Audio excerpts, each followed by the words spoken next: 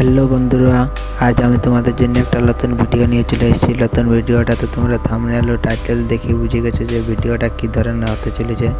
এই ভিডিওতে আমরা আলোচনা করব সিআইডি অফিসারদের কার কত টাকা ইনকাম, পারিশ্রমিক বেতন কার কত টাকা ইনকাম, সেটা নিয়ে আজ ভিডিও। তোমরা ভিডিওটা দেখতে থাকো, প্রথমে লাস্ট পর্যন্ত দেখার অনুরোধ রইল।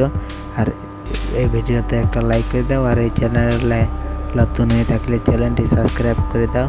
চলো তাহলে ভিডিও স্টার্ট করা হোক।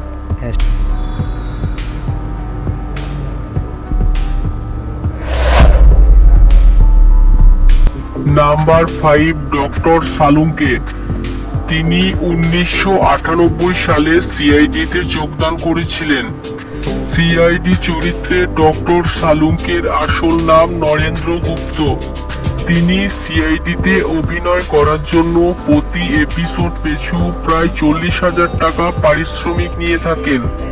ডক্টর সালুঙ্কের মোট সম্পদের পরিমাণ প্রায় 1.5 মিলিয়ন মার্কিন ডলার। নাম্বার 3, সিনিয়র অফিসার দয়া। তিনি 1998 সালে সিআইডিতে যোগদান করেছিলেন। সিআইডি অভিনয়ে দয়া চরিত্রের আসল নাম দয়ানন্দ শেট্টি। তিনি সিআইডিতে অভিনয় করার জন্য প্রতি এপিসোড পিছু প্রায় 80 থেকে 90,000 টাকা পারিশ্রমিক নিয়ে থাকেন। সিআইডি তারকাদের মধ্যে দয়া তৃতীয় সর্বোচ্চ পারিশ্রমিক পেয়ে থাকেন। দয়ার মোট সম্পদের পরিমাণ প্রায় 5 মিলিয়ন মার্কিন dollar. Number 2, senior officer Abhijit. তিনি 1998 সালে সিআইডিতে যোগদান করেছিলেন। সিআইডি অভিনয়ে অভিজিৎ চরিত্রের আসল নাম আদিত্য শ্রীবাস্তব।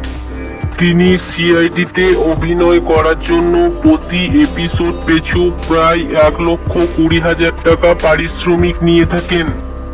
অভিজিৎ সিআইডি তারকাদের মধ্যে দ্বিতীয় সর্বোচ্চ পারিশ্রমিক পেয়ে থাকেন। সিনিয়র ইন্সপেক্টর অভিজিতের মোট সম্পদের পরিমাণ প্রায় 5.2 মিলিয়ন মার্কিন dollar. Number 1, ACP Bardhaman.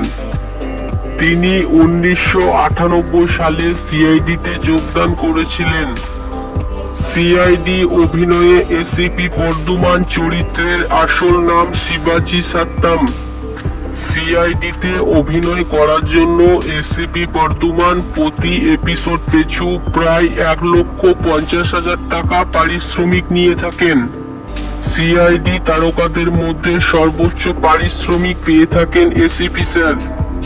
ACP বর্ধমানের মোট সম্পদের পরিমাণ প্রায় 7 মিলিয়ন মার্কিন ডলার। হ্যালো বন্ধুরা, আজ এই ছিল আমার ভিডিও। ভালো লাগলে ভিডিওতে একটা লাইক করে দাও, আর এই চ্যানেলে নতুন হয়ে থাকলে চ্যানেলটি সাবস্ক্রাইব করে দাও।